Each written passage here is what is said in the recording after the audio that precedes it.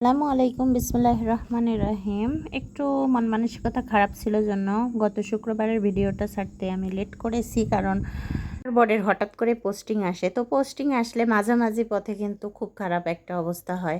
বাচ্চা কাচ্চা নিয়ে আমার থাকা এখানে কিভাবে সম্ভব হবে? তিনটা বাচ্চাকে নিয়ে, আবার মানে বড় মেয়েটা ক্লাস 9-এ উঠেছে, ওকে ভর্তি করানো হয়েছে, এখন রেজিস্ট্রেশনও করা কমপ্লিট। আর বড় ছেলেটাও কিন্তু শাহিন স্কুলে পড়াশোনা করে, এখানেও কিন্তু ভালোই পড়াশোনা হয়।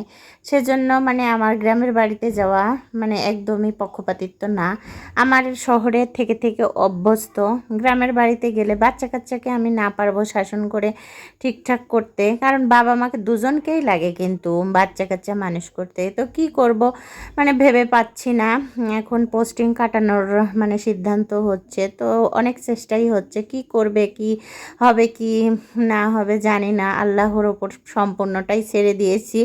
আর এটা ছিল মানে গত সপ্তাহে শুক্রবারের ব্লগ ভিডিওটা। ছাড়বো করে ওই যে পোস্টিংয়ের একটা মানে দুশ্চিন্তা মাথায় উঠেছে। আমার বরেরও মুখে হাসি নেই, অনেক মানে চিন্তা মুখর, মানে তিনটা বাচ্চা রেখে ও যাবে কি করে এটাই ভাবছে। হ্যাঁ, বউ বাচ্চা রেখে কিন্তু আরেক জায়গায় চাকরি করাটাও খুবই টাফ ব্যাপার। বাড়িতে হলে কিন্তু একটু চিন্তা কমই থাকে, কারণ সবাই থাকে আশপাশে, মানে দুশ্চিন্তাটা কমই হয়।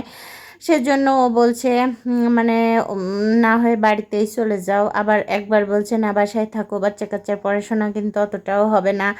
মানে সব দিক দিয়ে চিন্তা করলে কি করবে মানে ভেবে পাচ্ছে না। যদি ওর আব্বুর থাকা হয় তাহলে আমাদের বাসায় থাকা হবে, আর যদি না থাকে তাহলে হয়তো আমরা বাড়িতেও চলে যেতে পারি, না হয় বাসাতেও থাকতে পারি, ঠিক নেই। দুই জায়গায় কিন্তু দুই সংসারে খরচ চালাতেও অনেক হিমশিম খেতে হবে। একজন মানুষ চাকরি করবে আর দুই জায়গায় মানে সংসার চালানো কি টাফ ব্যাপার হয়ে যায়। এই সব চাকরির মাঝেই এরকমটা মানে হাসি কান্না নিয়েই জীবন। আসসালামু আলাইকুম, বিসমিল্লাহির রহমানির রহিম। আমার বর এগুলো মশলা এনেই বয়ামে নিজেই উঠায় রাখে। আমার এগুলো করতেও হয় না।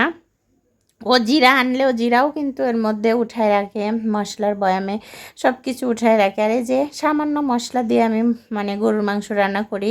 এখানে 1 কেজি মাংস আসে, সেও তো এভাবে দারচিনি এলাচ লবঙ্গ গোলমরিচ সব কিছু দিয়ে দিলাম। মানে অল্প স্বল্প মশলা দিলে কিন্তু খাবারের ফ্লেভারটাও ভালো আসে আর ভালো লাগে খাইতে। আর আমার মানে মনে একটা অশান্তি আছেই। হ্যাঁ, রান্না বান্না সবই করছি ঠিক আছে, কিন্তু মনের শান্তি নেই। মনের শান্তি হলো প্রকৃত শান্তি। ভেতরে টেনশন বইছে, কিন্তু খাবার তো খেতেই হবে বেঁচে থাকার তাগিদে। বাচ্চা কাচ্চা নিয়ে কিন্তু সবারই খাইতে হবে, এজন্যই এগুলো করছি। হ্যাঁ, তো দুশ্চিন্তা থেকেই যায় আমাদের। মনে করেন বাসা ভাড়া দিয়ে থাকা, আবার আমার বড় মেয়েটার কোচিংয়েই মনে করেন অনেক খরচা।